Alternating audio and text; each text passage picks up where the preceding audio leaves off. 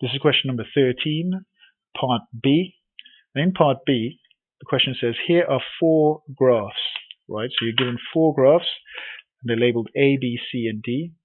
And our question is simple. Write down the letter of the graph which best shows how the depth of the water in the swimming pool moved above the line MN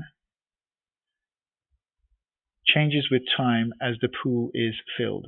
So write down the letter of the graph that best shows how the depth of the water in the pool above the line MN changes with time as the pool is filled. So if we go back to question 13 and look at the diagram itself, okay, here's the line MN, and as water comes in, it's going to fill this bit at the bottom. Now this bit at the bottom is a lot it's deeper, it's towards the bottom, right? So the depth of the swimming pool, the depth of the water is going to fill up quite rapidly because it's sloping over here.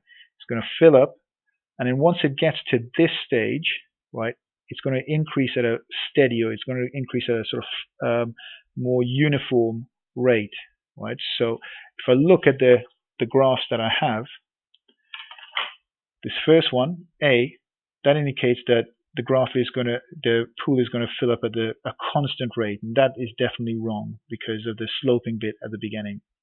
This one here indicates that the depth is going to increase slowly to begin with, and then flatten out or increase at a uniform rate, at a steady rate.